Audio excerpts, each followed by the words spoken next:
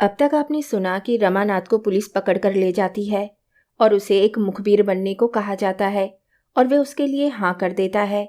किंतु जल्पा के समझाने के बाद उसे अपने इस किए पर शर्मिंदगी होती है और वह अदालत में अपना बयान बदलने के लिए राजी हो जाता है। किंतु पुलिस वाले उसे ऐसा ना करने के लिए डराते धमकाते हैं और रमानाथ पुलिस द्वारा धमकाए जाने पर बहुत बुरी तरह डर जाता है और वह अपना विचार बदल देता है और वह उस मुकदमे का मुखबिर ही बना रहता है। किंतु जब जल्पा को पता लगता है कि रमानाथ ने अपना बयान न बदला और वह उस मुकदमे का मुखबिर बना हुआ है तो उसे उस पर बहुत ही क्रोध आता है और वह उसे घृणा करने लगती है। और एक दिन जब रमानाथ जल्पा से मिलता है तो जल्पा उसे बुरी तरह फटकार लगाती है। वह उससे कहती है कि इससे अच्छा तुम मर जाते तो अच्छा होता। अब रमानाथ को अपनी कायरता पर बड़ी शर्म आती है और वह अपने दिलो दिमाग में सोचने लगता है कि वे किस प्रकार जल्पा की निगाहों में अपनी इज्जत बना सके। और वह फिर फैसला करता है कि वह जज साहब से साफ कह देगा कि उसने पुलिस के दबाव में आकर ये झूठी गवाही दी या वह समाचार पत्र में छपवा देगा। वह ऐसा करने के लिए अब कदम आगे बढ़ाता है। तो सुनिए अब आगे की कहानी। रमा आधी रात गए सोया तो 9 बजे दिन तक नींद न खुली और वे स्वप्न देख रहा था। दिनेश को फांसी हो रही है। सहसा एक स्त्री तलवार लिए हुए फांसी की ओर दौड़ी और फांसी की रस्सी काट दी। चारों ओर हलचल मच गई। वह औरत जल्पा थी। जल्पा को लोग घेर कर पकड़ना चाहते थे पर वह पकड़ में न आती थी। कोई उसके सामने जाने का साहस न कर सकता था। तब उसने एक छलांग मारकर रमा के ऊपर तलवार चलाई। रमा घबराकर उठ बैठा। देखा तो दरोगा और इंस्पेक्टर कमरे में खड़े हैं और डिप्टी साहब आराम कुर्सी पर लेटे हुए सिगार पी रहे हैं। दरोगा ने कहा, आज तो आप खूब सोए बाबू साहब, कल कब लौटे थे?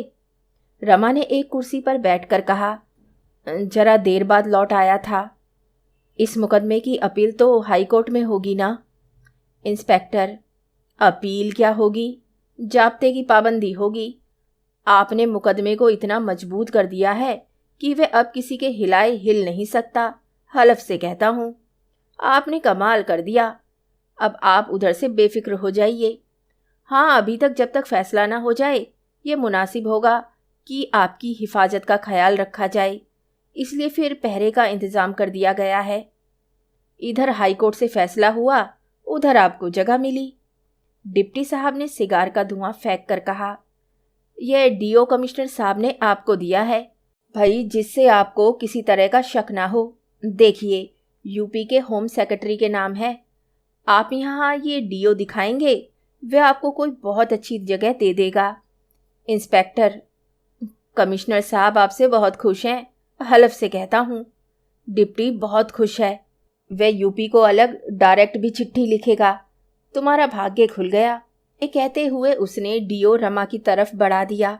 रमा ने लिफाफा खोलकर देखा और एकाएक उसको फाड़कर पुर्जे पुर्जे कर डाला। वह तीनों आदमी विस्मय से उसका मुंह ताकने लगे। दरोगा ने कहा, रात बहुत पी गए थे क्या? आपके हक में अच्छा ना होगा। इंस्पेक्टर, हलफ से कहता हूँ, कमिश्नर साहब को मालूम हो जाएगा तो बहुत नाराज होंगे। डिप्टी, इसका कुछ मतलब हमारे समझ में नहीं आया। इसका क्या मतलब है? रमानाथ, इसका यह मतलब है कि मुझे इस डीओ की ज़रूरत नहीं है और ना मैं नौकरी चाहता हूँ। मैं आज ही यहाँ से चला जाऊँगा। डिप्टी, जब तक हाई कोर्ट का फैसला ना हो जाए तब तक आप कहीं नहीं जा सकते। रमानाथ, क्यों? डिप्टी, कमिश्नर साहब का यह हुक्म है। रमानाथ, मैं किसी का गुलाम नहीं हूँ। इंस्पेक्टर, बाबू रमानाथ, आप क्यों बना बनाया खेल बिगाड़ रहे हैं? जो कुछ होना था वह हो गया। 10-5 दिन में हाई कोर्ट से फैसले की तस्दीक हो जाएगी। आपकी बेहतरी इसी में है कि जो सिला मिल रहा है उसे खुशी से लीजिए और आराम से ज़िंदगी के दिन बसर कीजिए। खुदा ने चाहा तो एक दिन आप भी किसी ऊंचे ओहदे पर पहुंच जाएंगे। इससे क्या फ़ायदा कि अफसरों को नाराज़ कीजिए और कैद की मुसीबतें झेलिए। हलफ से कहता हूँ, अफसरों की जरा सी निगाह बदल जाए तो आपका कहीं पता ना लगे। हलफ से कहता हूँ, एक इशारे में आपको 10 साल की सजा हो जाएगी। अजी, आप हैं किस ख्याल में? हम आपके साथ शरारत नहीं करना चाहते। हाँ, अगर आप हमें सख्ती करने पर मजबूर करेंगे तो हमें सख्ती करनी पड़ेगी। जेल को आसान न समझिएगा।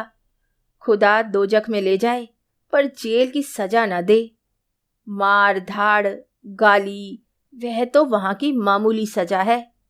चक्की में जोत दिया जाए तो मौत ही आ गई। हलफ से कहता हूं, दोजख से बदतर है जेल। दरोगा: ये बेचारे अपनी बेगम साहब से माजूर हैं। वे शायद इनके जान की गाहक हो रही हैं। उनसे इनकी कोर दबती है। इंस्पेक्टर: क्या हुआ? कल तो वे हार दिया था ना, फिर भी राजी नहीं हुई। रमा ने कोट की जेब से हार निकालकर मेज पर रख दिया और बोला, वे हार ये रखा हुआ है। इंस्पेक्टर: अच्छा, इसे उन्होंने नहीं कबूल किया। कोई प्राउड लेडी है। इंस्पेक्टर: कुछ उनकी भी मिजाज पुरसी करने की जरूरत होगी। दरोगा: ये तो बाबू साहब के रंग ढंग और सलीके पर मुनहसर है। अगर आप खामा खामे हमें मजबूर ना करेंगे तो हम आपके पीछे ना पड़ेंगे। डिप्टी: उस खटीक से भी मुलाकात करनी चाहिए। रमानाथ के सामने एक नई समस्या आ खड़ी हुई, पहले से कहीं जटिल, कहीं भीषण। संभव था वे अपने को कर्तव्य की वेदी पर बलिदान कर देता, 2-4 साल की सजा के लिए अपने को तैयार कर लेता। शायद इस समय उसने अपने आत्मसमर्पण का निश्चय कर लिया था, पर अपने साथ जल्पा को भी संकट में डालने का साहस वे किसी तरह न कर सकता था। वह पुलिस के शिकंजे में कुछ इस तरह दब गया था कि अब उसे बेदाग निकल जाने का कोई मार्ग दिखाई न देता था। उसने देखा कि इस लड़ाई में मैं पेश नहीं पा सकता। पुलिस सर्वशक्तिमान है, वह मुझे जिस तरह चाहे दबा सकती है। उसके मिजाज की तेजी गायब हो गई। विवश होकर बोला, आखिर आप लोग मुझसे क्या चाहते हैं? इंस्पेक्टर ने दरोगा की ओर देखकर आंखें मारी, मानो कह रहे हो, आ गए पंजे में, और बोले, बस इतना ही कि आप हमारे मेहमान बने रहें और मुकदमे के हाई कोर्ट में तय हो जाने के बाद यहाँ से रुखसत हो जाएं, क्योंकि उसके बाद हम आपकी हिफाजत के जिम्मेदार ना होंगे। अगर आप कोई सर्टिफिकेट लेना चाहेंगे तो वह दे दी जाएगी, लेकिन उसे लेने या ना लेने का आपको पूरा अख्तियार है। अगर आप होशियार हैं तो उसे लेकर फायदा उठाएंगे, नहीं इधर उधर के धक्के खाएंगे। आपके ऊपर गुनाह बेलज्जत की मसक सादिगाई है। इसके सिवा हम आपसे और कुछ नहीं चाहते। हलफ से कहता हूँ, हर एक चीज जिसकी आपको ख्वाहिश हो यहाँ हाजिर कर दी जाएगी, लेकिन जब तक मुकदमा खत्म हो जाए आप आज़ाद नहीं हो सकते। रमानाथ ने दीनता के साथ पूछा, सैर करने तो जा सकूंगा या वह भी नहीं? इंस्पेक्टर ने सूत्र रूप से कहा, जी नहीं। दरोगा ने उस सूत्र की व्याख्या की, आपको वह आज़ादी दी गई थी, पर आपने उसका बेजा इस्तेमाल किया। तब तक इसका इत्मीनान ना हो जाए कि आप उसका जायज इस्तेमाल कर सकते हैं या नहीं, आप उस हक से महरूम रहेंगे। दरोगा ने इंस्पेक्टर की तरफ देखकर मानो इस व्याख्या की दाद देनी चाहिए, जो उन्हें सहर्ष मिल गई। तीनों अफसर रुखसत हो गए और रमा एक सिगार जलाकर इस विकट परिस्थिति पर विचार करने लगा। 1 महीना और निकल गया। मुकदमे में हाई कोर्ट में पेश होने की तिथि नियत हो गई। रमा के स्वभाव में फिर वही पहले की सी भीरुता और खुशामद आ गई है। अफसरों के इशारे पर नाश्ता है, शराब की मात्रा पहले से बढ़ गई है। विलासिता ने मानो पंजे में दबा लिया है। कभी कभी उसके कमरे में एक वेश्या जोहरा भी आ जाती है, जिसका गाना वे बड़े शौक से सुनता है। एक दिन उसने बड़ी हसरत के साथ जोहरा से कहा, मैं डरता हूँ कहीं तुमसे प्रेम ना बढ़ जाए। उसका नतीजा इसके सिवा और क्या होगा कि रो रो कर जिंदगी काटूं। तुमसे वफा की उम्मीद और क्या हो सकती है। जोहरा दिल में खुश होकर अपनी बड़ी बड़ी रत्नारी आंखों से उसकी ओर ताकती हुई बोली, हाँ साहब, हम वफा क्या जाने, आखिर वैश्या ही तो ठहरी। बेवफा वैश्या भी कहीं वफादार हो सकती है। रमा ने आपत्ति करके पूछा, क्या इसमें कोई शक है? जोहरा, नहीं, जरा भी नहीं। आप लोग हमारे पास मोहब्बत से लबालब भरे दिल लेकर आते हैं, पर हम उसकी जरा भी कद्र नहीं करती। यही बात है ना? बेशक। जोहरा, मुआफ़ कीजिएगा, आप मर्दों की तरफदारी कर रहे हैं। हक यह है कि वहाँ आप लोग दिल बहलाव के लिए जाते हैं, महज गम गलत करने के लिए, महज आनंद उठाने के लिए। जब आपको वफा की तलाश ही नहीं होती तो वह मिले क्यों कर? लेकिन इतना मैं जानती हूँ कि हमें जितनी बेचारियां मर्दों की बेवफाई से निराश होकर अपना आराम चैन खो बैठती हैं, उनका पता अगर दुनिया को चले तो आंखें खुल जाए। ये हमारी भूल है कि तमाशबीनों से वफा चाहते हैं, चील के घोंसले में मांस ढूंढते हैं, पर प्यासा आदमी अंधे कुएं की तरफ दौड़े तो मेरे ख्याल में उसका कोई कसूर नहीं। उस दिन रात को चलते वक्त जोहरा ने दरोगा को खुशखबरी दी, आज तो हजरत खूब मजे में आए। खुदा ने चाहा तो 2-4 दिन के बाद बीवी का नाम भी ना ले। दरोगा ने खुश होकर कहा, इसीलिए तो तुम्हें बुलाया था। मजा तो जब है कि बीवी यहाँ से चली जाए, फिर हमें कोई गम ना रहेगा। मालूम होता है स्वराज्य वालों ने उस औरत को मिला लिया है। यह सब एक ही शैतान है। जोहरा की आमोदरफ्त पड़ने लगी, यहाँ तक कि रमा खुद अपने चकमे में आ गया। उसने जोहरा से प्रेम जताकर अफसरों की नज़र में अपनी साख जमानी चाही थी, पर जैसे बच्चे खेल में रो पड़ते हैं वैसे ही उसका प्रेमाभिनय प्रेमोन्माद बन बैठा। जोहरा उसे अब वफा और मोहब्बत की देवी मालूम होती थी। वह जलपा किसी सुंदरी ना सही, बातों में उससे कहीं चतुर, हाव भाव में कहीं कुशल, सम्मोहन कला में कहीं पटु थी। रमा के हृदय में नए नए मंसूबे पैदा होने लगे। एक दिन उसने जोहरा से कहा, जोहरा, जुदाई का समय आ रहा है, 2-4 दिन में मुझे यहाँ से चला जाना पड़ेगा, फिर तुम्हें क्यों मेरी याद आने लगी? जोहरा ने कहा, मैं तुम्हें न जाने दूंगी, यहीं कोई अच्छी सी नौकरी कर लेना, फिर हम तुम आराम से रहेंगे। रमा ने अनुरक्त होकर कहा, दिल से कहती हो जोहरा? देखो, तुम्हें मेरे सिर की कसम, दगा मत देना। जोहरा, अगर ये खौफ हो तो निकाह पढ़ लो, निकाह के नाम से चिढ़ हो तो ब्याह कर लो, पंडितों को बुलाओ। अब इसके सिवा मैं अपनी मोहब्बत का और क्या सबूत दूं? रमा निष्कपट प्रेम का यह परिचय पाकर विवल हो उठा। जोहरा के मुंह से निकलकर इन शब्दों की सम्मोहक शक्ति कितनी बढ़ गई थी। यह कामनी जिस पर बड़े बड़े रईस फिदा हैं, मेरे लिए इतना बड़ा त्याग करने को तैयार है। जिस खान में औरों को बालू ही मिलता है, उसमें जिसे सोने के डले मिल जाएं, क्या वे परम भाग्यशाली नहीं है? रमा के मन में कई दिनों तक संग्राम होता रहा। जलपा के साथ उसका जीवन कितना नीरस, कितना कठिन हो जाएगा। वे पग पग पर अपना धर्म और सत्य लेकर खड़ी हो जाएगी और उसका जीवन एक दीर्घ तपस्या, एक स्थायी साधना बनकर रह जाएगा। सात्विक जीवन कभी उसका आदर्श नहीं रहा। साधारण मनुष्य की भांति वह भी भोग विलास करना चाहता था। जलपा की ओर से हटकर उसका विलासासक्त मन प्रबल वेग से जोहरा की ओर खिंचा। उसको व्रत धारणी वैश्याओं के उदाहरण याद आने लगे। उसके साथ ही चंचल वृत्ति की गृहणियों की मिसालें भी आ पहुंची। उसने निश्चय किया, यह सब ठकोसला है, ना कोई जन्म से निर्दोष है, ना कोई दोषी, ये सब परिस्थिति पर निर्भर है। जोहरा रोज आती और बंधन में एक गांठ और देकर जाती। ऐसी स्थिति में संयमी युवक का आसन भी डोल जाता। रमा तो विलासी था। अब तक वह केवल इसलिए इधर उधर ना भटक सका था कि ज्यों ही उसके पंख निकले, जालिये ने उसे अपने पिंजरे में बंद कर दिया। कुछ दिन पिंजरे से बाहर रहकर भी उसे उड़ने का साहस न हुआ। अब उसके सामने एक नवीन दृश्य था। वे छोटा सा कुलियों वाला पिंजरा नहीं, बल्कि एक गुलाबों से लहराता हुआ बाग, जहाँ की कैद में स्वाधीनता का आनंद था। वह इस बाग में क्यों ना क्रीड़ा का आनंद उठाए। रमा ज्यों ज्यों जोहरा के प्रेम पाश में फंसता जाता था, पुलिस के अधिकारी वर्ग उसकी ओर से निशंक होते जाते थे। उसके ऊपर जो कैद लगाई गई थी धीरे धीरे ढीली होने लगी।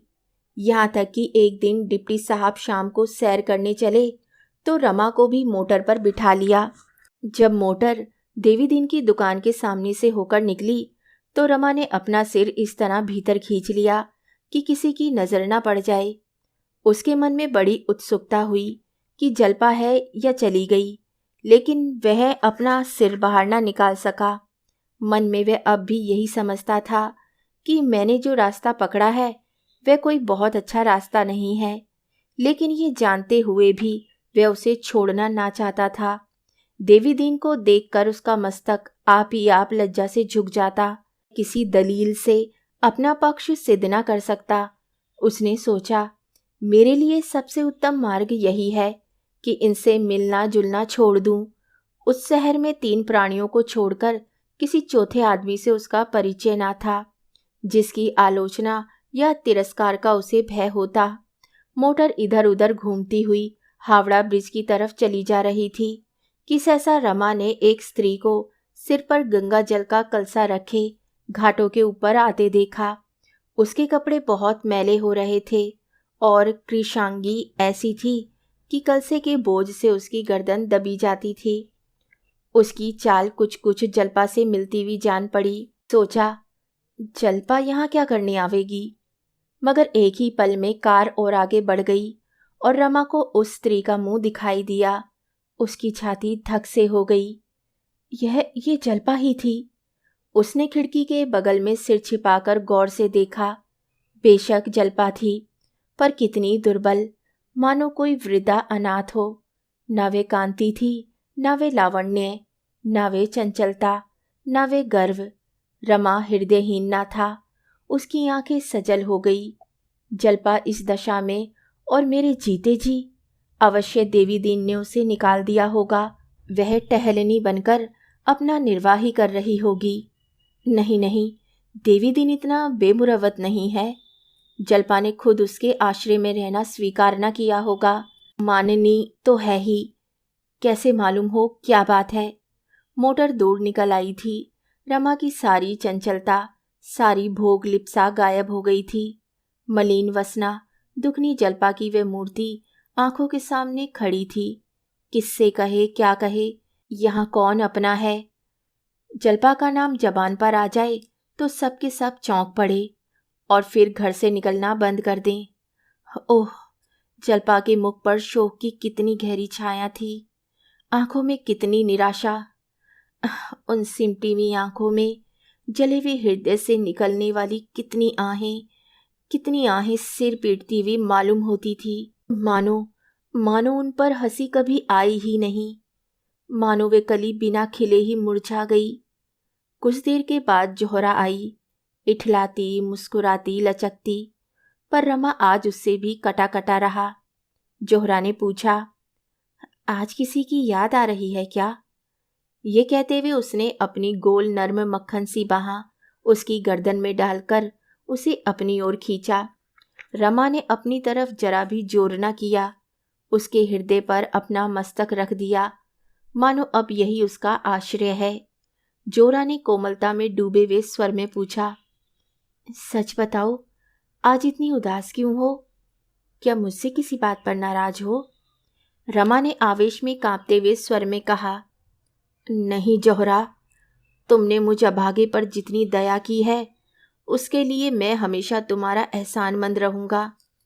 तुमने उस वक्त मुझे संभाला जब मेरे जीवन की टूटी हुई किश्ती गोते खा रही थी। वे दिन मेरी जिंदगी के सबसे मुबारक दिन हैं और उनकी स्मृति को मैं अपने दिल में बराबर पूजता रहूंगा। मगर अभागों को मुसीबत बार बार अपनी ओर खींचती है। प्रेम का बंधन भी उन्हें उस ओर खींचे जाने से नहीं रोक सकता। मैंने जलपा को जिस सूरत में देखा है वे मेरे दिल को भालों की तरह छेद रहा है। वे आज फटे मैले कपड़े पहने सिर पर गंगा जल का कलसा लिए जा रही थी। उसे इस हालत में देखकर मेरा दिल टुकड़े टुकड़े हो गया। मुझे अपनी जिंदगी में कभी इतना रंज न हुआ था। जोहरा कुछ नहीं कह सकता उस पर क्या बीत रही है। जोहरा ने पूछा, वह तो उस बुढ़े मालदार खटीक के घर थी। रमानाथ: हाँ हाँ थी तो, पर नहीं कह सकता क्यों वहां से चली गई। इंस्पेक्टर साहब मेरे साथ थे, उनके सामने मैं उससे कुछ पूछ तक ना सका। मैं जानता हूँ वे मुझे देखकर मुंह उधर लेती और शायद मुझे जलील समझती, मगर कम से कम मुझे इतना तो मालूम हो जाता कि वे इस वक्त इस दशा में क्यों हैं। जोहरा, तुम मुझे चाहे दिल में जो कुछ समझ रही हो, लेकिन मैं इस ख्याल में मग्न हूँ कि तुम्हें मुझसे प्रेम है, और प्रेम करने वालों से हम कम से कम हमदर्दी की आशा करते हैं। यहाँ एक भी ऐसा नहीं जिससे मैं अपने दिल का कुछ हाल कह सकूं। तुम भी मुझे रास्ते पर लाने के लिए भेजी गई थी, मगर तुम्हें मुझ पर दया आ गई। शायद तुमने गिरे हुए आदमी पर ठोकर मारना मुनासिब न समझा। अगर आज हम और तुम किसी वजह से रूठ जाएं, तो क्या कल तुम मुझे मुसीबत में देखकर मेरे साथ जरा भी हमदर्दी न करोगी? क्या मुझे भूखों मरते देखकर मेरे साथ उससे कुछ भी ज़्यादा सलूक न करोगी जो आदमी कुत्तों के साथ करता है? मुझे तो ऐसी आशा नहीं। जहाँ एक बार प्रेम ने वास किया हो, वहाँ उदासीनता और विराग चाहे पैदा हो जाए, हिंसा का भाव नहीं पैदा हो सकता। क्या तुम मेरे साथ जरा भी हमदर्दी ना करोगी जोहरा? बताओ। तुम अगर चाहो तो जलपा का पूरा पता लगा सकती हो। वे कहाँ है, क्या करती है, मेरी तरफ से उसके दिल में क्या ख्याल है, घर क्यों नहीं जाती, या कब तक रहना चाहती है। अगर तुम किसी तरह जलपा को प्रयाग जाने पर राजी कर सको जोहरा, तो मैं उम्र भर तुम्हारी गुलामी करूँगा। इस हालत में मैं उसे नहीं देख सकता। शायद आज ही रात को मैं यहाँ से भाग जाऊँ। मुझ पर क्या गुजरेगी इसका मुझे जरा भी भय नहीं है। मैं बहादुर नहीं हूँ, बहुत ही कमज़ोर आदमी हूँ। हमेशा खतरे के सामने मेरा हौसला पस्त हो जाता है, लेकिन मेरी बेगैरती भी यह चोट नहीं सह सकती। जोहरा वैश्या थी, उसको अच्छे बुरे सभी तरह के आदमियों से साबिका पड़ चुका था। उसकी आंखों में आदमियों की परख थी। उसको इस परदेसी युवक में और अन्य व्यक्तियों में एक बड़ा फर्क दिखाई देता था। पहले वह यहाँ भी पैसे की गुलाम बनकर आई थी, लेकिन 2-4 दिन के बाद ही उसका मन रमा की ओर आकर्षित होने लगा। प्रौढ़ा स्त्रियां अनुराग की अवहेलना नहीं कर सकती। रमा में और सब दोष हो, पर अनुराग था। इस जीवन में जोहरा को ये पहला आदमी ऐसा मिला था जिसने उसके सामने अपना हृदय खोलकर रख दिया, जिसने उससे कोई पर्दा न रखा। ऐसे अनुराग रत्न को वे खोना नहीं चाहती थी।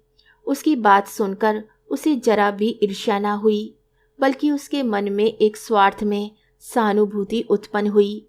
इस युवक को जो प्रेम के विषय में इतना सरल था, वह प्रसन्न करके हमेशा के लिए अपना गुलाम बना सकती थी। उसे जलपा से कोई शंका न थी। जलपा कितनी ही रूपवती क्यों ना हो, जोरा अपने कला कौशल से, अपने हाव भाव से उसका रंग फीका कर सकती थी। इससे पहले उसने कई महान सुंदरी शतरानियों को रुलाकर छोड़ दिया, फिर जलपा किस गिनती में थी। जोहरा ने उसका हौसला बढ़ाते हुए कहा, तो इसके लिए तुम क्यों इतना रंज करते हो प्यारे? जोहरा तुम्हारे लिए सब कुछ करने को तैयार है। मैं कल ही जलपा का पता लगाऊंगी, और वह यहाँ रहना चाहेगी तो उसके आराम के सब सामान कर दूंगी।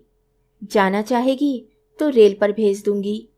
रमा ने बड़ी दीनता से कहा, एक बार मैं उससे मिल लेता तो मेरे दिल का बोझ उतर जाता। जोहरा चिंतित होकर बोली, यह तो मुश्किल है प्यारे, तुम्हें यहाँ से कौन जाने देगा? रमानाथ, कोई तदबीर बताओ। जोहरा, मैं उसे पार्क में खड़ी कराऊंगी, तुम डिप्टी साहब के साथ वहाँ जाना और किसी बहाने से उससे मिल लेना। इसके सिवा तो मुझे और कुछ नहीं सूझता। रमा अभी कुछ कहना ही चाहता था कि दरोगा जी ने पुकारा, भाई मुझे भी खिदमत में आने की इजाज़त है। दोनों संभल बैठे और द्वार खोल दिया। दरोगा जी मुस्कुराते हुए आए और जोहरा की बगल में बैठकर बोले, यहाँ आज सन्नाटा कैसा? क्या आज खजाना खाली है? जोहरा, आज अपने दस्ते हिनाई से एक जाम भर कर दो। रमानाथ, भाईजान नाराज ना होना, रमा ने कुछ तुर्श होकर कहा। इस वक्त तो रहने दीजिए दरोगा जी, आप तो पिए हुए नजर आते हैं। दरोगा ने जोहरा का हाथ पकड़कर कहा।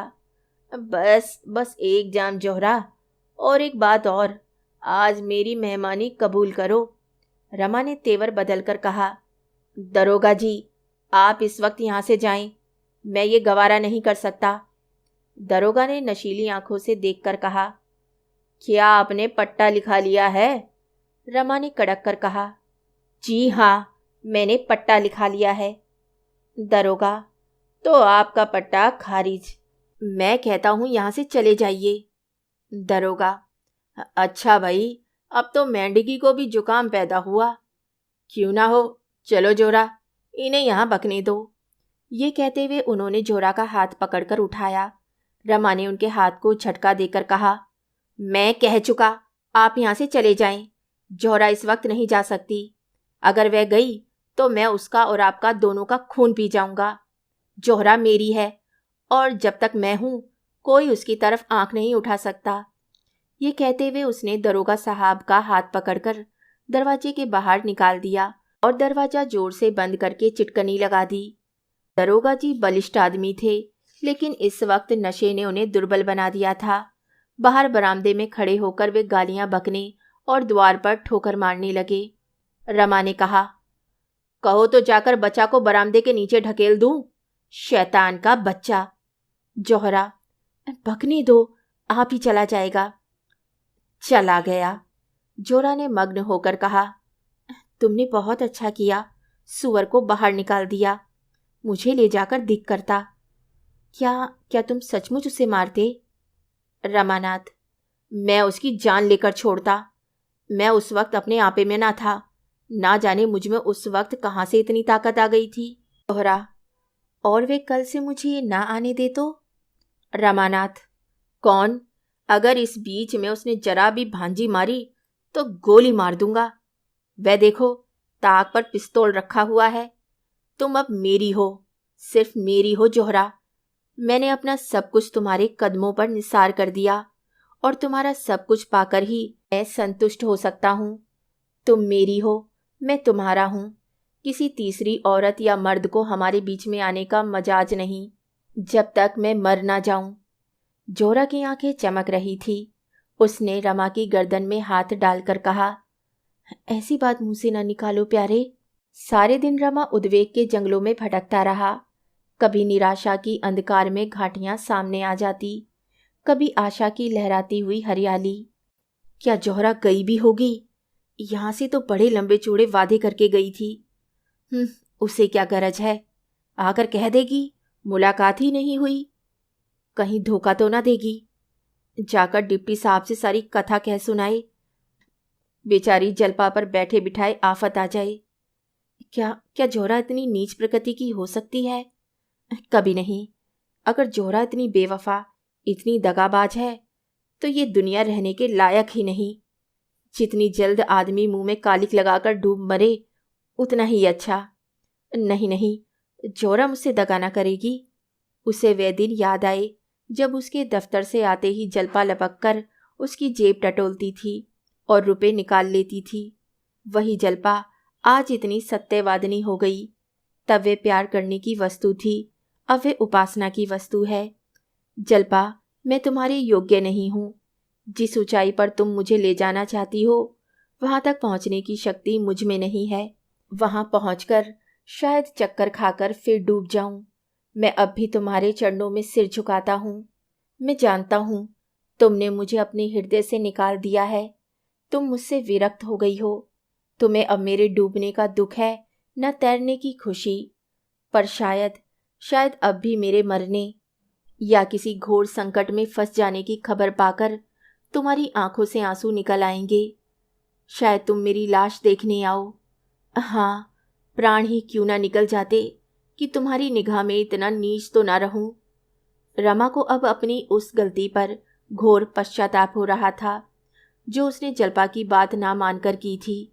अगर उसने उसके आदेश अनुसार जज के इजलास में अपना बयान बदल लिया होता, धमकियों में ना आता, हिम्मत मजबूत रखता, तो उसकी ये दशा क्यों होती? उसे विश्वास था जलपा के साथ वे सारी कठिनाइयां झेल जाता। उसकी श्रद्धा और प्रेम का कवच पहनकर वे अजय हो जाता। अगर उसे फांसी भी हो जाती तो वे हंसते हंसते उस पर चढ़ जाता। मगर पहले उससे चाहे जो भूल हुई, इस वक्त तो वे भूल से नहीं, जलपा की खातिर ही ये कष्ट भोग रहा था। कैद जब भोगना ही है तो उसे रो रो कर भोगने से तो ये कहीं अच्छा है कि हंस हंस कर भोगा जाए। आखिर पुलिस अधिकारियों के दिल में अपना विश्वास जमाने के लिए वे और क्या करता। ये दुष्ट जलपा को सताते, उसका अपमान करते, उस पर झूठे मुकदमे चलाकर उसे सजा दिलाते। ये दशा तो और भी असह्य होती। वह दुर्बल था, सब अपमान सह सकता था। जलपा तो शायद प्राण ही दे देती।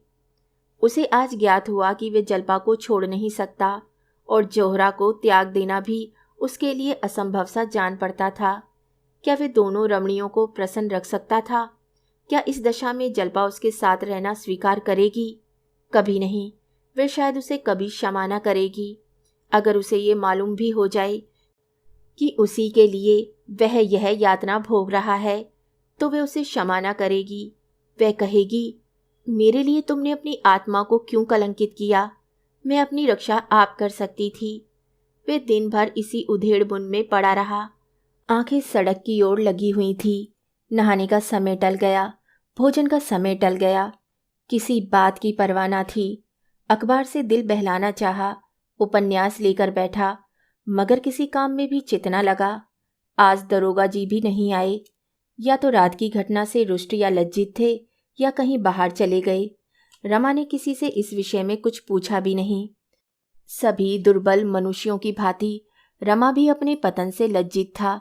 जब वे एकांत में बैठता तो उसे अपनी दशा पर दुख होता। क्यों उसकी विलासवृत्ति इतनी प्रबल है? वह इतना विवेक शून्य ना था कि अधोगति में भी प्रसन्न रहता। लेकिन ज्यों ही और लोग आ जाते, शराब की बोतल आ जाती, जोहरा सामने आकर बैठ जाती, उसका सारा विवेक और धर्म ज्ञान भ्रष्ट हो जाता। रात के 10 बज गए पर जोहरा का कहीं पता नहीं। फाटक बंद हो गया। रमा को अब उसके आने की आशा न रही, लेकिन फिर भी उसके कान लगे हुए थे। क्या बात हुई? क्या जलपा उसे मिली ही नहीं या वह गई ही नहीं? उसने इरादा किया, अगर कल जोहरा ना आई तो उसके घर पर किसी को भेजूंगा। उसे 2-1 झपकियां आई और सवेरा हो गया। फिर वही विकलता शुरू हुई। किसी को उसके घर भेजकर बुलवाना चाहिए। कम से कम यह तो मालूम हो जाए कि वे घर पर है या नहीं। दरोगा के पास जाकर बोला, अजी रात तो आप आपे में ना थे। दरोगा ने ईर्ष्या को छिपाते हुए कहा, यह बात ना थी, मैं महज आपको छेड़ रहा था। रमानाथ, जोहरा रात नहीं आई? जरा किसी को भेजकर पता तो लगवाइए, क्या बात है? कहीं नाराज तो नहीं हो गई? दरोगा जी ने बेदिली से कहा, उसे गरज होगा खुद आएगी, किसी को भेजने की जरूरत नहीं है। रमा ने फिर आग्रह न किया। समझ गया ये हजरत रात बिगड़ गए। चुपके से चला आया। अब किससे कहे? सबसे ये बात कहना लज्जास्पद मालूम होता था। लोग समझेंगे यह महाशय एक ही रसिया निकले। दरोगा से तो थोड़ी सी घनिष्ठता हो गई थी। 1 हफ्ते तक उसे जोहरा के दर्शन न हुए। अब उसके आने की कोई आशा न थी। रमा ने सोचा, आखिर बेवफा निकली। उससे कुछ आशा करना मेरी भूल थी। या मुमकिन है पुलिस अधिकारियों ने उसके आने की मनाही कर दी हो। कम से कम मुझे एक पत्र तो लिख सकती थी। मुझे कितना धोखा हुआ। व्यर्थ उससे अपने दिल की बात कही। कहीं इन लोगों से ना कह दे तो उल्टी आते गले पड़ जाएं। मगर जोहरा बेवफाई नहीं कर सकती। रमा की अंतरात्मा इसकी गवाही देती थी। इस बात को किसी तरह स्वीकार ना करती थी। शुरू के 10-5 दिन तो जरूर जोहरा ने उसे लुब्ध करने की चेष्टा की थी। फिर अनायास ही उसके व्यवहार में परिवर्तन होने लगा था। वे क्यों बार बार सजल नेत्र होकर कहती थी, देखो बाबूजी, मुझे भूल ना जाना। उसकी वे हसरत भरी बातें याद आ आकर कपट की शंका को दिल से निकाल देती। जरूर कोई ना कोई नई बात हो गई है। वे अक्सर एकांत में बैठकर जोहरा की याद करके बच्चों की तरह रोता। शराब से उसे घृणा हो गई। दरोगा जी आते, इंस्पेक्टर साहब आते, पर रमा को उनके साथ 10-5 मिनट बैठना भी अखरता। वे चाहता था मुझे कोई ना छेड़े, कोई ना बोले। रसोइया खाने को बुलाने आता तो उसे घुड़क देता। कहीं घूमने या सैर करने की उसकी इच्छा ही ना होती। यहाँ कोई उसका हमदर्द ना था, कोई उसका मित्र ना था। एकांत में मन मारे बैठे रहने में ही उसके चित्त को शांति होती थी। उसकी स्मृतियों में भी अब कोई आनंद ना था। नहीं, नहीं, वे स्मृतियां भी मानो उसके हृदय से मिट गई थी। इस प्रकार का विराग उसके दिल पर छाया रहता था। 7वां दिन था, 8 बज गए थे। आज एक बहुत अच्छा फिल्म होने वाला था। एक प्रेम कथा थी। दरोगा जी ने आकर रमा से कहा तो वे चलने को तैयार हो गया। कपड़े पहन रहा था कि जौहरा आ पहुंची। रमा ने उसकी तरफ एक बार आंख उठाकर देखा, फिर आईने में अपने बाल संवारने लगा। ना कुछ बोला, ना कुछ कहा। हाँ, जौहरा का वे सादा आभरणहीन स्वरूप देखकर उसे कुछ आश्चर्य अवश्य हुआ। वे केवल एक सफ़ेद साड़ी पहने हुए थी। आभूषण का एक तार भी उसकी देह पर न था। होठ मुरझाए हुए और चेहरे पर क्रीड़ा में चंचलता की जगह तेज में गंभीरता झलक रही थी। वे 1 मिनट खड़ी रही, तब रमा के पास जाकर बोली, क्या मुझसे नाराज हो? रमा ने फिर भी कुछ जवाब न दिया। जूते पहनने लगा। जौहरा ने उसका हाथ पकड़कर कहा, क्या क्या ये नाराजगी इसलिए है कि मैं इतने दिनों क्यों नहीं आई? रमा ने रुखाई से जवाब दिया, अगर तुम अब भी ना आती तो मेरा क्या अख्तियार था? तुम्हारी दया थी कि चली आई। ये कहने के साथ उसे ख्याल आया कि मैं इसके साथ अन्याय कर रहा हूँ। लज्जित नजरों से उसकी ओर ताकने लगा। जौहरा ने मुस्कुराकर कहा, यह अच्छी दिल लगी है। आपने ही तो एक काम सौंपा और जब वे काम करके लौटी तो आप ही बिगड़ रहे हैं। क्या तुमने वे काम इतना आसान समझा था कि चुटकी बजाने से पूरा हो जाएगा? तुमने मुझे उस देवी से वरदान लेने भेजा था जो ऊपर से फल है पर भीतर से पत्थर, जो इतनी नाजुक होकर भी इतनी मजबूत है। रमा ने बेदिली से पूछा, है कहाँ? क्या करती है? जौहरा उसी दिनेश के घर है जिसको फांसी की सजा हो गई है। उसके 2 बच्चे हैं, औरत है और माँ है। दिन भर उन्हीं बच्चों को खिलाती है, बुढ़िया के लिए नदी से पानी लाती है, घर का सारा कामकाज करती है और उनके लिए बड़े बड़े आदमियों से चंदा मांगा करती है। दिनेश के घर में ना कोई जायदाद थी, ना रुपए थे। लोग बड़ी तकलीफ में थे। कोई मददगार तक ना था जो जाकर उन्हें ढाढ़स तो देता। जितने साथी सोबती थे सब के सब मुंह छिपा बैठे। 2-3 फाके तक हो चुके थे। जलपा ने जाकर उनको जिला लिया। रमा की सारी बेदिली काफुर हो गई। जूता छोड़ दिया और कुर्सी पर बैठकर बोले, तुम खड़ी क्यों हो? शुरू से बताओ। तुमने तो बीच में से कहना शुरू किया। एक बात भी मत छोड़ना। तुम पहले उसके पास कैसे पहुंची? पता कैसे लगा? जौहरा कुछ नहीं, पहले उसी देवी दिन खटीक के पास गई। उसने दिनेश के घर का पता बता दिया। झटपट जा पहुंची। रमानाथ, तुमने जाकर उसे पुकारा? तुम्हें देखकर कुछ चौंकी नहीं? कुछ झिझकी तो जरूर होगी। जौहरा मुस्कुराकर बोली, मैं इस रूप में ना थी। देवी दीन के घर से मैं अपने घर गई और ब्रह्मा समाज लेडी का स्वांग भरा।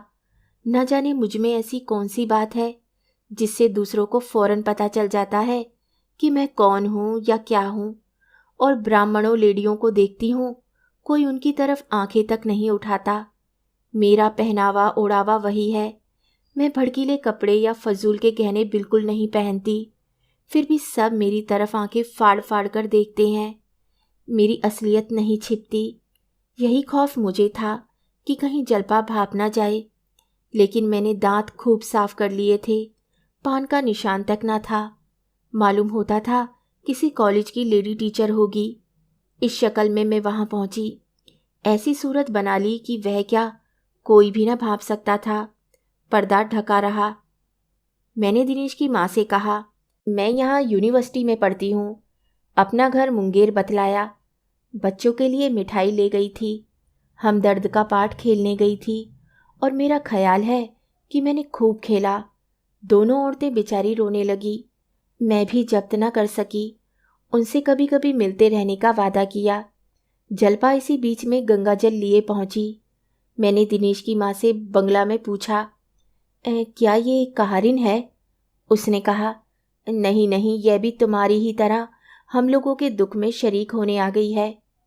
यहाँ इनका शौहर किसी दफ्तर में नौकर है, और तो कुछ नहीं मालूम। रोज सवेरे आ जाती है और बच्चों को खिलाने ले जाती है। मैं अपने हाथ से गंगा जल लाया करती थी, मुझे रोक दिया और खुद लाती है। हमें तो इन्होंने जीवन दान दिया, कोई आगे पीछे ना था। बच्चे दाने दाने को तरसते थे। जब से ये आ गई है हमें कोई कष्ट नहीं है। ना जाने किस शुभ कर्म का ये वरदान हमें मिला है। उस घर के सामने ही एक छोटा सा पार्क है। मोहल्ले भर के बच्चे वहीं खेला करते हैं। शाम हो गई थी। जल्पा देवी ने दोनों बच्चों को साथ लिया और पार्क की तरफ चली। मैं जो मिठाई ले गई थी उसमें से बूढ़ी ने एक एक मिठाई दोनों बच्चों को दे दी थी। दोनों कूद कूद कर नाचने लगे।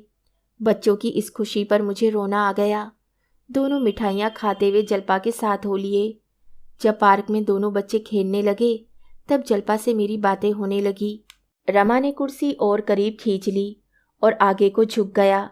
बोला, तुमने किस तरह बातचीत शुरू की? जौहरा, कह तो रही हूँ। मैंने पूछा, जल्पा देवी तुम कहाँ रहती हो? घर की दोनों औरतों से तुम्हारी बड़ाई सुनकर तुम्हारे ऊपर आशिक हो गई हूँ। रमानाथ, यही लफ्ज़ कहा था तुमने? हाँ हाँ, जरा मजाक करने की सूझी। मेरी तरफ ताज्जुब से देखकर बोली, तुम तो बंगालिन नहीं मालूम होती। इतनी साफ हिंदी कोई बंगालिन नहीं बोलती। मैंने कहा, मैं मुंगेर की रहने वाली हूँ और वहाँ मुसलमानी औरतों के साथ बहुत मिलती जुलती रही हूँ। आपसे कभी कभी मिलने का जी चाहता है। आप कहाँ रहती हैं? कभी कभी 2 घड़ी के लिए चली आऊँगी। आपके साथ घड़ी भर बैठकर मैं भी आदमियत सीख जाऊँगी। जल्पा ने शर्मा कर कहा, तुम तो मुझे बनाने लगी। कहाँ तुम कॉलेज की पढ़ने वाली, कहाँ मैं अनपढ़ गंवार औरत। तुमसे मिलकर मैं अलबत्ता आदमी बन जाऊंगी। जब जी चाहे यहीं चले आना, यही मेरा घर समझो। मैंने कहा, तुम्हारे स्वामी जी ने तुम्हें इतनी आज़ादी दे रखी है? बड़े अच्छे ख्यालों के आदमी होंगे। किस दफ्तर में नौकर है? जल्पा ने अपने नाखूनों को देखते हुए कहा, पुलिस में उम्मीदवार हैं। मैंने ताज्जुब से पूछा, पुलिस के आदमी होकर वे तुम्हें यहाँ आने की आज़ादी देते हैं? जल्पा इस प्रश्न के लिए तैयार ना मालूम होती थी। कुछ चौंक कर बोली, वे मुझसे कुछ नहीं कहते। मैंने उनसे यहाँ आने की बात नहीं कही। वे घर बहुत कम आते हैं, वहीं पुलिस वालों के साथ रहते हैं। उन्होंने एक साथ 3 जवाब दिए। फिर भी उन्हें शक हो रहा था कि इनमें से कोई जवाब इत्मीनान के लायक नहीं है। वे कुछ खिसियानी सी होकर दूसरी तरफ ताकने लगी। मैंने पूछा, तुम अपने स्वामी से कहकर किसी तरह मेरी मुलाकात उस मुखबिर से करा सकती हो जिसने इन कैदियों के खिलाफ गवाही दी है? रमानाथ की आंखें फैल गई और छाती धक धक करने लगी। जोहरा बोली। यह सुनकर जल्पा ने मुझे चुभती हुई आंखों से देखकर पूछा, तुम उनसे मिलकर क्या करोगी? मैंने कहा, तुम मुलाकात करा सकती हो या नहीं? मैं उनसे यही पूछना चाहती हूँ कि तुमने इतने आदमियों को फंसाकर क्या पाया? देखूंगी वे क्या जवाब देते हैं। जल्पा का चेहरा सख्त पड़ गया। बोली, वह यह कह सकता है मैंने अपने फायदे के लिए किया। सभी आदमी अपना फायदा सोचते हैं। मैंने भी सोचा, जब पुलिस के सैकड़ों आदमियों से कोई ये प्रश्न नहीं करता तो उससे ये प्रश्न क्यों किया जाए? इससे कोई फायदा नहीं। मैंने कहा, अच्छा मान लो तुम्हारा पति ऐसी मुखबिरी करता तो तुम क्या करती? जल्पा ने मेरी तरफ सहमी हुई आंखों से देखकर कहा, तुम मुझसे ये सवाल क्यों करती हो? तुम खुद अपने दिल में इसका जवाब क्यों नहीं ढूंढती? मैंने कहा, मैं तो उनसे कभी ना बोलती, ना कभी उनकी सूरत देखती। जल्पा ने गंभीर चिंता के भाव से कहा, शायद मैं भी ऐसा ही समझती या ना समझती, कुछ कह नहीं सकती। आखिर पुलिस के अफसरों के घर में भी तो औरतें हैं वे क्यों नहीं अपने आदमियों को कुछ कहती? जिस तरह उनके हृदय अपने मर्दों के से हो गए हैं, संभव है मेरा हृदय भी वैसा ही हो जाता। इतने में अंधेरा हो गया। जल्पा देवी ने कहा, मुझे देर हो रही है, बच्चे साथ हैं, कल हो सके तो फिर मिलिएगा। आपकी बातों में बड़ा आनंद आता है। मैं चलने लगी तो उन्होंने चलते चलते मुझसे कहा, जरूर आइएगा, मैं वहीं मिलूंगी, आपका इंतज़ार करती रहूंगी।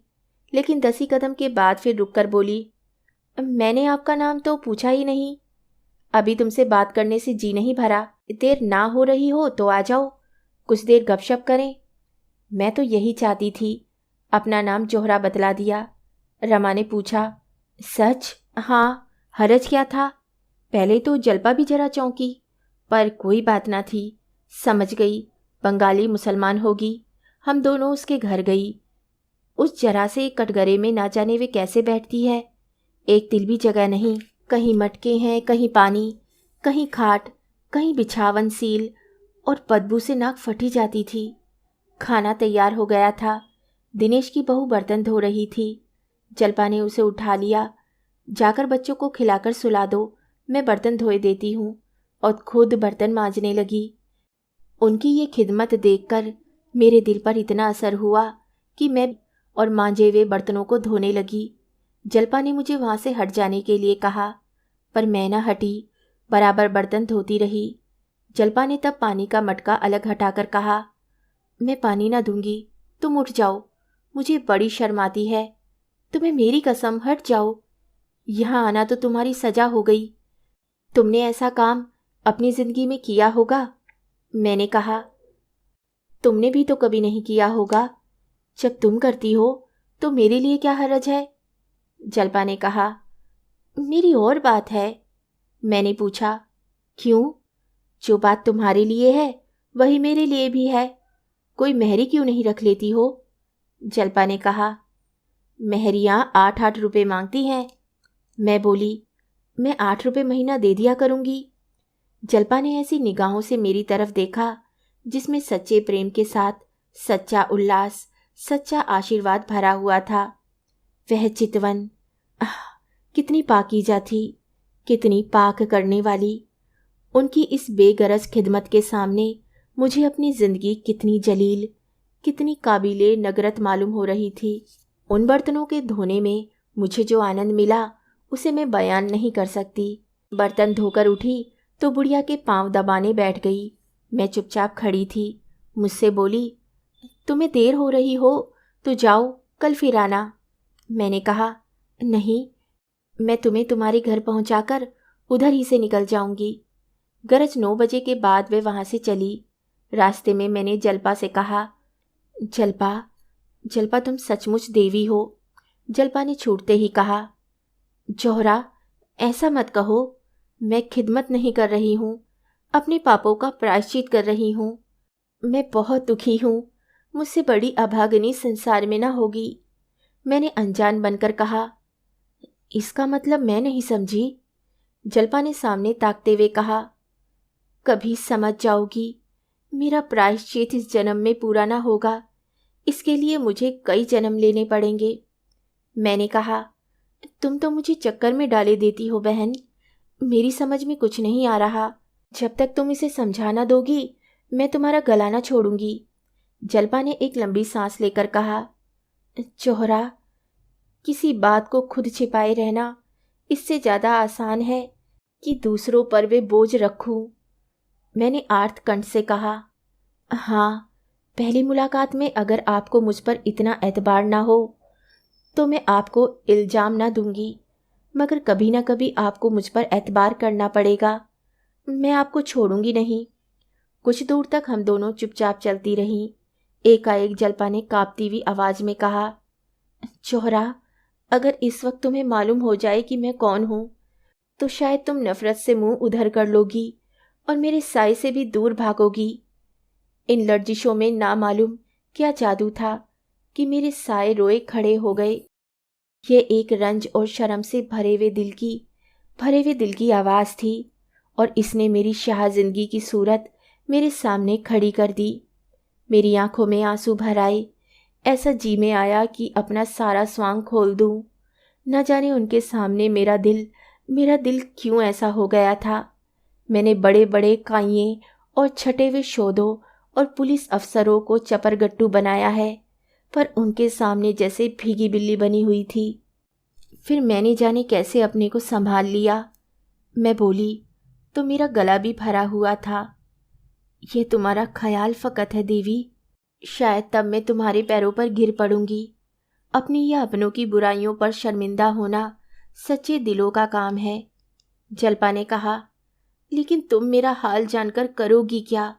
बस इतना ही समझ लो कि एक गरीब अभागिन औरत हूँ, जिसे अपने ही जैसे अभागे और गरीब आदमियों के साथ मिलने जुलने में आनंद आता है। इसी तरह वे बार बार टालती रही, लेकिन मैंने पीछा न छोड़ा। आखिर उसके मुंह से बात निकाल ही ली। रमा ने कहा, यह नहीं, सब कुछ कहना पड़ेगा। जोहरा, अब आधी रात तक की कथा कहाँ तक सुनाऊं? घंटों लग जाएंगे। जब मैं बहुत पीछे पड़ी तो उन्होंने आखिर में कहा, मैं उसी मुखबिर की बदनसीब औरत हूँ जिसने इन कैदियों पर ये आगत ढाई है। ये कहते कहते वे रो पड़ी। फिर जरा आवाज़ को संभाल कर बोली, हम लोग इलाहाबाद के रहने वाले हैं।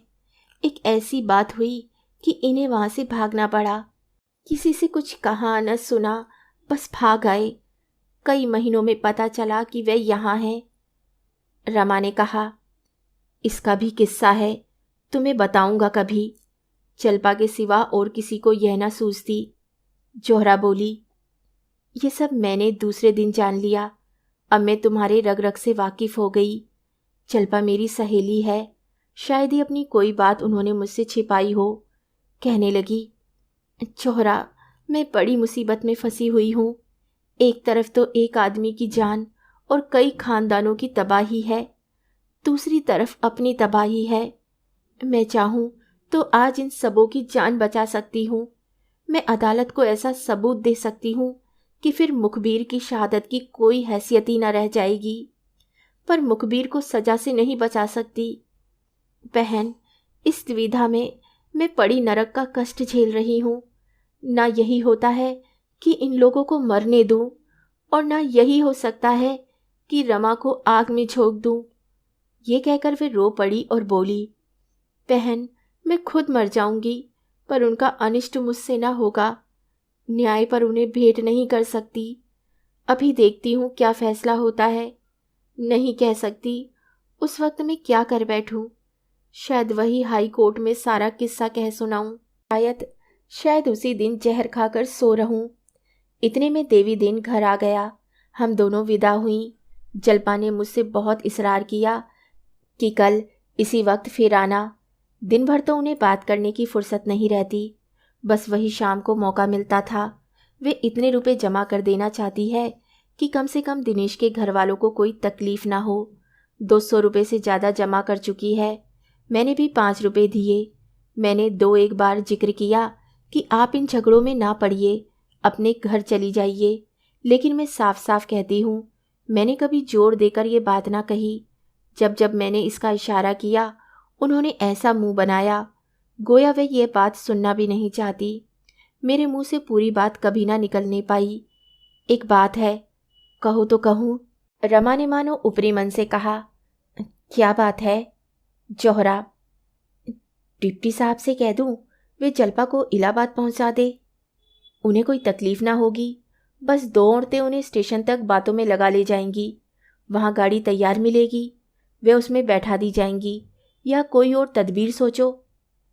रमा ने जोहरा की आंखों से आंख मिलाकर कहा, क्या क्या ये मुनासिब होगा? जोहरा ने शर्माकर कहा, मुनासिब तो ना होगा। रमा ने चटपट जूते पहन लिए और जोहरा से पूछा, देवी दीन के ही घर पर रहती है ना? जोहरा उठ खड़ी हुई और उसके सामने आकर बोली, तो क्या इस वक्त जाओगे? हाँ जोहरा, इसी वक्त चला जाऊंगा। बस उनसे 2 बातें करके उस तरफ चला जाऊंगा जहाँ मुझे अब से बहुत पहले चला जाना चाहिए था। जोहरा, मगर कुछ सोच तो लो, नतीजा क्या होगा? रमानाथ, सब सोच चुका जोहरा। ज़्यादा से ज़्यादा 3-4 साल की कैद, दरोग बयानी के जुर्म में। बस अब रुखसत। भूल मत जाना जोहरा, शायद फिर कभी मुलाकात हो। रमा बरामदे से उतरकर सहन में आया और एक क्षण में फाटक के बाहर था। दरबान ने कहा, हुजूर ने दरोगा जी को इत्तला कर दी है, इसकी कोई ज़रूरत नहीं। चौकीदार, मैं जरा उनसे पूछ लूँ, मेरी रोजी क्यों ले रहे हो हुजूर? रमा ने कोई जवाब न दिया, तेजी से सड़क पर चल खड़ा हुआ। जोहरा निस्पंद खड़ी उसे हसरत भरी आंखों से देख रही थी। रमा के प्रति ऐसा प्यार, ऐसा विकल करने वाला प्यार उसे कभी ना हुआ था। जैसे कोई वीर बाला अपने प्रियतम को समर भूमि की ओर जाते देखकर गर्व से फूली न समाती हो। चौकीदार ने लपक कर दरोगा से कहा। वे बेचारे खाना खाकर लेटे ही थे। घबराकर निकले, रमा के पीछे दौड़े और पुकारा, बाबू साहब जरा सुनिए तो। 1 मिनट रुक जाइए, इससे क्या फ़ायदा, कुछ मालूम तो हो आप कहाँ जा रहे हैं। आखिर बेचारे एक बार ठोकर खाकर गिर पड़े। रमा ने लौटकर उन्हें उठाया और पूछा, कहीं चोट तो नहीं आई? दरोगा, कोई बात ना थी, जरा ठोकर खाकर गिर गया था। आखिर आप इस वक्त कहाँ जा रहे हैं? सोचिए तो इसका नतीजा क्या होगा। रमानाथ, 1 घंटे में लौट आऊँगा। जलपा को शायद मुखालिफों ने बहकाया है कि हाई कोर्ट में एक अर्जी दे दे। जरा इसे जाकर समझाऊंगा। दरोगा, यह आपको कैसे मालूम हुआ? रमानाथ, चौहरा कहीं सुनाई है। दरोगा, बड़ी बेवफा औरत है, ऐसी औरत का तो सिर काट लेना चाहिए। रमानाथ, इसीलिए तो जा रहा हूँ, या तो इसी वक्त उसे स्टेशन पर भेज कर आऊँगा या इस बुरी तरह पेश आऊँगा कि वह भी याद करेगी। ज़्यादा बातचीत का मौका नहीं है, रात भर के लिए मुझे इस कैद से आज़ाद कर दीजिए। दरोगा, मैं भी चलता हूँ, जरा ठहर जाइए। रमानाथ, जी नहीं, बिल्कुल मामला बिगड़ जाएगा, मैं अभी आता हूँ। दरोगा लाजवाब हो गए। 1 मिनट तक खड़े सोचते रहे, फिर लौट पड़े और जोहरा से बातें करते हुए पुलिस स्टेशन की तरफ चले गए। उधर रमा ने आगे बढ़कर एक तांगा किया और देवी दीन के घर जा पहुंचा। जलपा दिनेश के घर से लौटी थी और बैठी जग्गो और देवी दीन से बातें कर रही थी। वे इन दिनों एक ही वक्त खाना खाया करती थी। इतने में रमा ने नीचे से आवाज़ दी। देवी दीन उसकी आवाज़ पहचान गया। बोला, भैया हैं शायद। जलपा, कह दो यहाँ क्या करने आए हैं, वहीं जाएं। देवी दीन, नहीं बेटी, जरा पूछ तो लूँ, क्या कहते हैं, इस बखत कैसे उन्हें छुट्टी मिली? जलपा, मुझे समझाने आए होंगे और क्या, मगर मुंह धो रखें। देवी दीन ने द्वार खोल दिया। रमा ने अंदर आकर कहा, दादा, तुम मुझे यहाँ देखकर इस वक्त ताजुब कर रहे होंगे। 1 घंटे की छुट्टी लेकर आया हूँ। तुम लोगों से अपने बहुत से अपराधों की क्षमा कराना था। जलपा ऊपर है? देवी दीन बोला, हाँ है तो, अभी आई है। बैठो, कुछ खाने को लाऊं? नहीं, मैं खाना खा चुका हूँ, बस जलपा से 2 बातें करना चाहता हूँ। वह मानेगी नहीं, नाहक शर्मिंदा होना पड़ेगा। मानने वाली औरत नहीं है वह, उससे 2 बातें तो करेगी। यह मेरी सूरत ही नहीं देखना चाहती, जरा जाकर पूछ लो। देवी दीन, इसमें पूछना क्या है, दोनों बैठी तो हैं, जाओ। तुम्हारा घर जैसे तब था वैसे अब भी है। रमानाथ, नहीं दादा, उनसे पूछ लो, मैं यूं ना जाऊंगा। देवी दीन ने ऊपर जाकर कहा, तुमसे कुछ कहना चाहते हैं बहू। जलपा मुंह लटकाकर बोली, तो कहते क्यों नहीं, मैंने कुछ जबान बंद कर दी है। जलपा ने ये बात इतने जोर से कही थी कि नीचे रमा ने भी सुन ली। कितनी निर्ममता थी, उसकी सारी मिलन लालसा मानो उड़ गई। नीचे ही से खड़े खड़े बोला, वह अगर मुझसे नहीं बोलना चाहती तो कोई ज़बरदस्ती नहीं।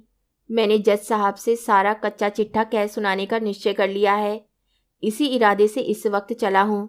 मेरी वजह से इनको इतने कष्ट हुए, इसका मुझे खेद है। मेरी अक्ल पर पर्दा पड़ा हुआ था, स्वार्थ ने मुझे अंधा कर रखा था। प्राणों के मोह ने, कष्टों के भय ने बुद्धि हर ली थी।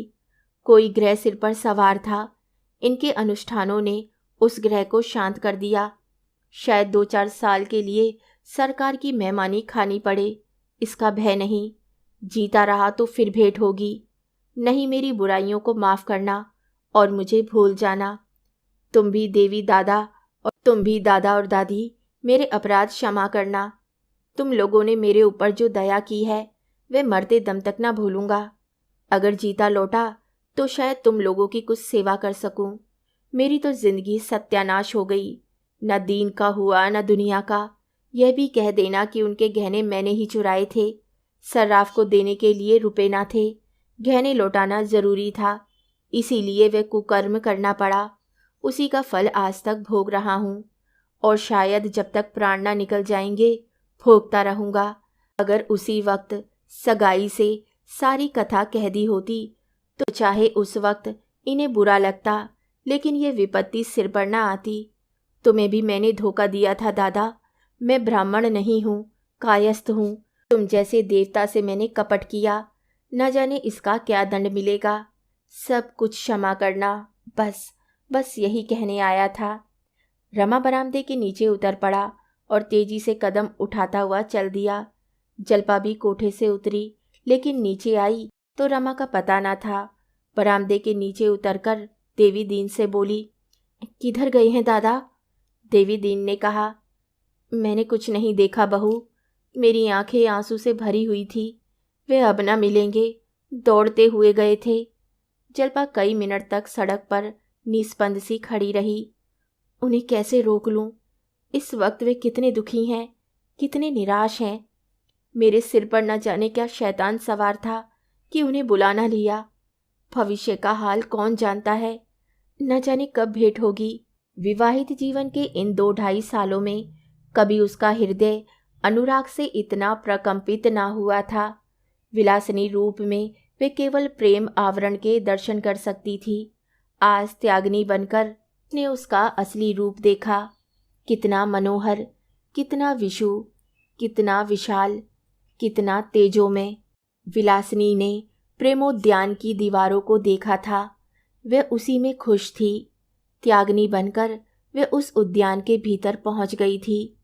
कितना रम्य दृश्य था, कितनी सुगंध, कितना विचित्र, कितना विकास। इसकी सुगंध में इसकी रम्यता का देवत्व भरा हुआ था। प्रेम अपने उच्चतर स्थान पर पहुंचकर देवत्व से मिल जाता है।